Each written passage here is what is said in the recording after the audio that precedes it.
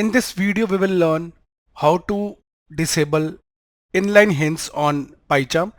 So here is our PyCharm, and you can see after using a method, the parameter inlay hints are visible. Okay, so sometimes these are very confusing. How we can disable it? For that, go to File, click Settings. After reaching here, go to Search and type hint.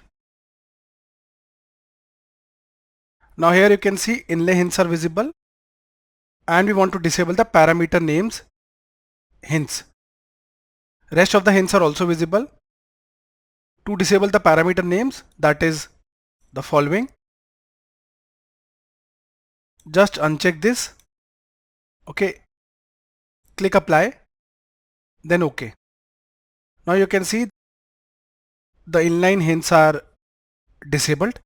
So in this way you can easily disable other inline hints. For example, when I'll go to settings again, you can also disable others from here. Okay. Mostly you will get code vision inlay hints also. So guys, in this video we saw how we can disable hints in PyCharm.